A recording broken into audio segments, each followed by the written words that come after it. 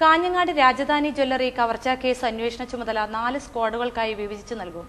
ജില്ലാ police superintendent P പ്രകാശിന്റെ സാന്നിധ്യത്തിൽ കാഞ്ഞങ്ങാട് നടന്ന അവലോകന യോഗത്തിലാണ് തീരുമാനം. ഡിവൈഎസ്പി ജോസി ചെറിയാന്റെ മേൽനോട്ടത്തിലാണ് അന്വേഷണ ചുമതല. കണ്ണൂർ, കാസർഗോഡ് ജില്ലകളിലെ പ്രധാന നഗരങ്ങളിലെ ലോഡ്ജുകളിൽ നിന്നും ഹോട്ടലുകളിൽ നിന്നും വിവരങ്ങൾ ശേഖരിക്കുന്നതിനുള്ള ചുമതല ഒരു സ്ക്വാഡിനാണ്. ഹൈടെക് അന്വേഷണത്തിന്റെ ചുമതല മറ്റൊരു സ്ക്വാഡിനും നൽകിയിട്ടുണ്ട്. സമാന രീതിയിലുള്ള മറ്റു കവർച്ചകളിലെ കുറ്റവാളികളെക്കുറിച്ച് അന്വേഷിക്കുന്നതിന് ഒരു സ്ക്വാഡിനെ ചുമതലപ്പെടുത്തിയിട്ടുണ്ട്.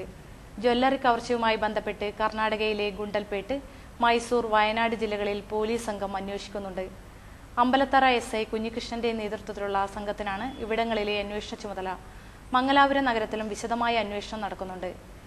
ജ്വല്ലറി കെട്ടിടത്തിന്റെ പിൻവശത്ത് 1ാം നിലയിൽ ഇലക്ട്രോണിക്സ് റിപ്പയർ കട നടത്തുന്ന ഭാസ്കരൻ നൽകിയ മൊഴിയുടെ അടിസ്ഥാനത്തിൽ പോലീസ് കഴിഞ്ഞ ദിവസം മുഖ്യപ്രതിയെന്ന് സംശയിക്കുന്ന ആളുടെ രേഖാചിത്രം തയ്യാറാക്കിയിരുന്നു.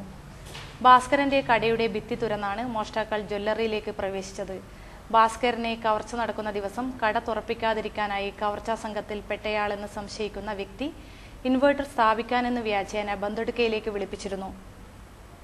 കവർച്ച നടന്ന വെള്ളിയാഴ്ച ഉച്ചയോടെ ബന്തെടുക്കയിലെത്തിയ ഭാസ്കരനെ തന്നെ വിളിച്ചയാളെ കണ്ടെത്താനായില്ല. കോയിൻ ബൂത്തിൽ നിന്നാണ് ഭാസ്കരന്റെ മൊബൈലിലേക്ക് ഇയാൾ വിളിച്ചിരുന്നത്. ഒരാഴ്ച മുമ്പ് ഭാസ്കരന്റെ കടയിലെത്തി ഇൻവെർട്ടർ സ്ഥാപിക്കുന്നതിനായി ഇയാൾ പണം നൽകിയിരുന്നു. ബന്തെടുക്കയിലെത്തിയപ്പോഴാണ് താൻ കബളിപ്പിക്കപ്പെട്ടതായി ഭാസ്കരന് ബോധ്യപ്പെട്ടത്. തിരിച്ച് കാഞ്ഞങ്ങാട് എത്തുമ്പോഴാണ് രാജധാനി ജ്വല്ലറിയിൽ നിന്ന് 15.5 കിലോ സ്വർണവും 1 ലക്ഷം രൂപയും കവർന്നത് ഭാസ്കരൻ അറിയുന്നത്. ഭാസ്കരന്റെ മൊബൈലിലേക്ക് വിളിച്ച കോയിൻ ബൂത്തുകൾ പോലീസ് സംഘം തിരിച്ചറിഞ്ഞിട്ടുണ്ട്.